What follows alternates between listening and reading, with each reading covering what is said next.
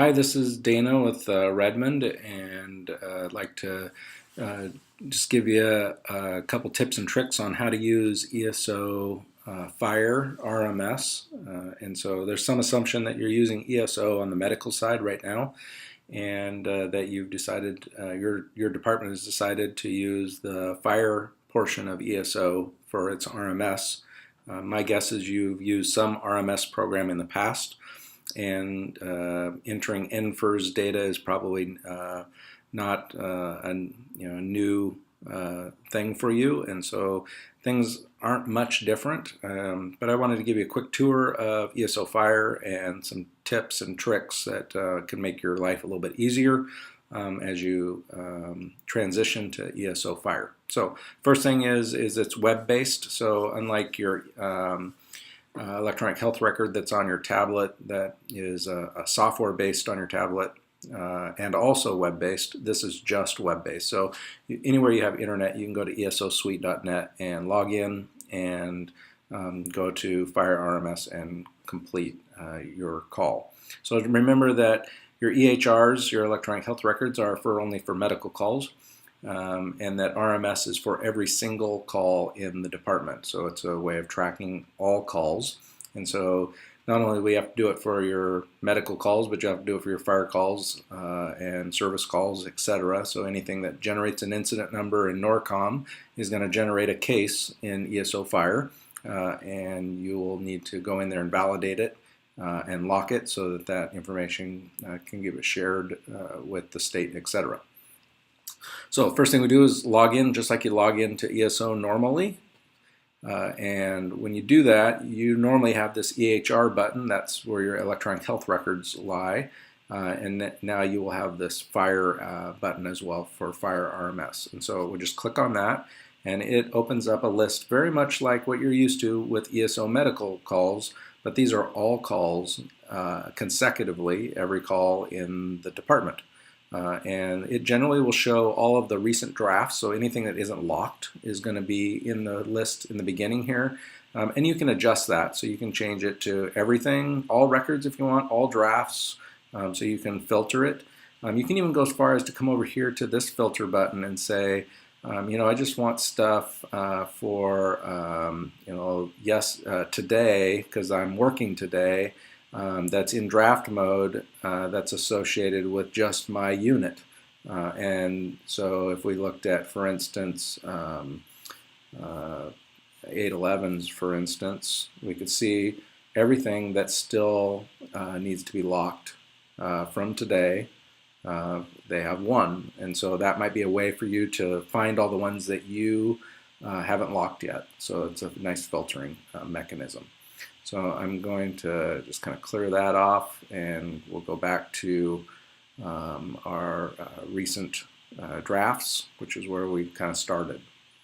So this is our basic list of ones that need to be worked on.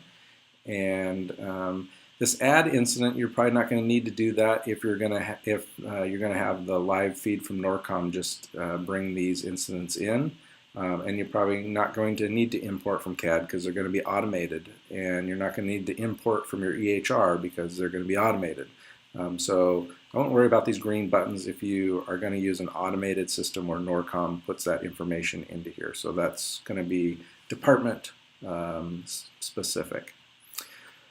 So when we talk about Fire RMS, basically there are EMS calls, and then there are fire or service calls that are probably going to make up the bulk of your calls, and most of them are going to be EMS. When it comes to EMS calls in here, it's really fast and simple. So let's just go find one. Here's an EMS call, and I'm just going to go ahead and show you how easy it is to complete this and lock this. So we'll work on EMS first, and then we'll take a look at maybe what a fire call might look like.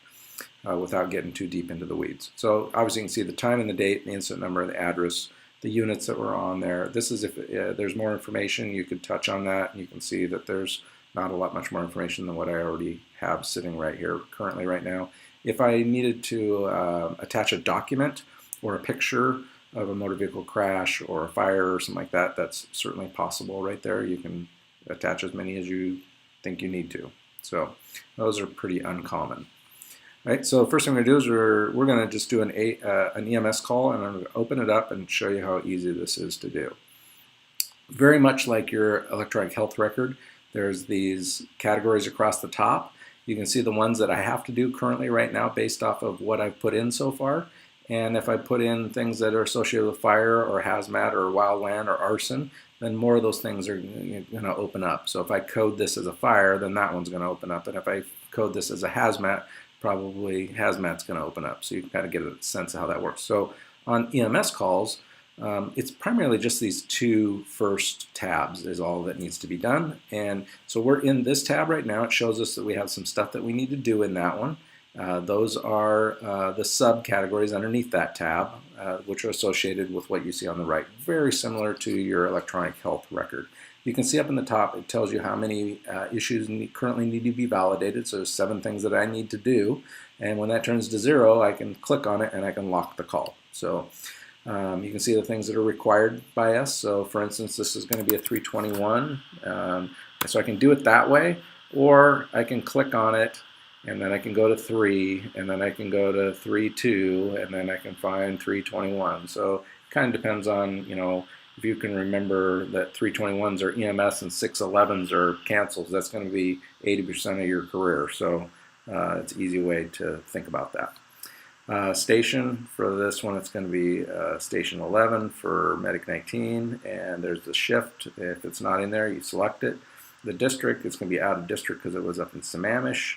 And the action taken is 33 because it's an ALS call. And then they gave automatic aid, and the type of location was a street address, and the property use is going to be a residential 1 and 2 family.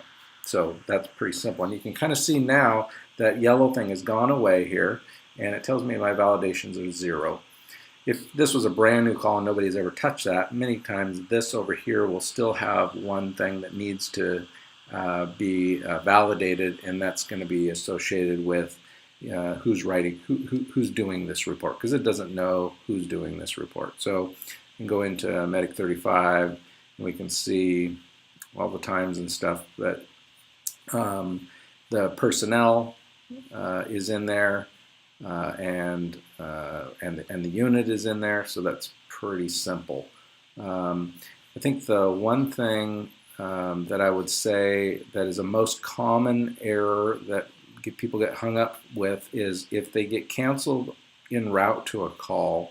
ESO doesn't know that you got canceled. It just knows that you should have arrived or you didn't arrive, and so you may have to come into your unit itself, and you'll see right here there's a canceled prior to arrival. And so if you're canceled prior to arrival, you'll need to check that box. So just know that's where you find that. The other little trick is that when you come into a call, the very first thing that I would do is I would hit this CAD import button. That's the internal CAD import button for this case. So what it's going to do is it's going to go out to CAD, and it's going to look and grab all of the times that may have not been available initially, but now are available because the call is complete. And it will update all those. So if you do a CAD import inside the case, and that'll solve the majority of your problems. So this is pretty simple. That was pretty much all there was to it. Validations issues is 0. We can click on that now, and we can lock the incident. And you're doing a medical report over in the medical side, so you don't need to do a big narrative here on a medical call. You just need to do the RMS portion so that we can report to the state. So that's pretty simple, and you can see that that's locked.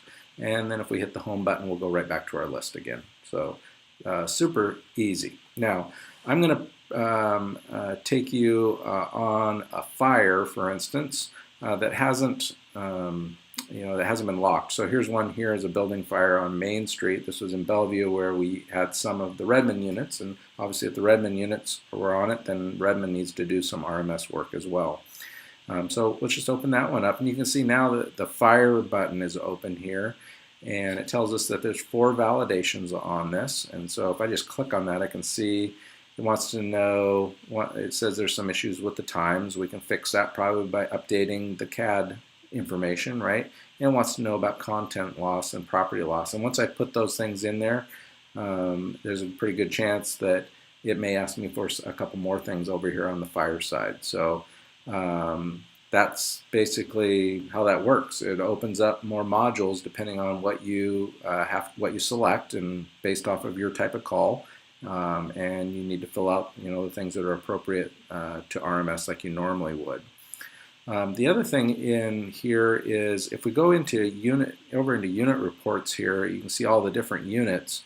One of the nice things is you can click over into reports, and you can now see each of the units, and it gives you an opportunity to write your own narrative. So it's very helpful especially for post-event analysis, to have an understanding of what the perspective from each one of those units is. And so there is an opportunity for you as Engine 6, for instance, to write your own narrative here from your perspective. I got there as the second in engine, and I took a hydrant, and I saw flames coming out of side B window, or whatever that narrative should say. So there's an opportunity for you to be able to do that there.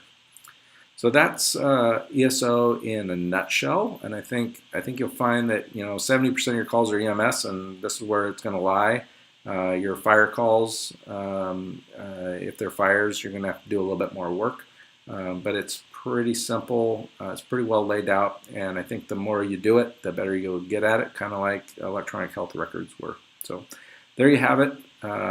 If you have any questions, seek out your super users that are associated with your fire department, and they can help you answer any questions and kind of get through the honeymoon phase and get you up and running. Just like anything else, it's change and takes a little while to get used to. All right, that's it. Have a good day. Take care.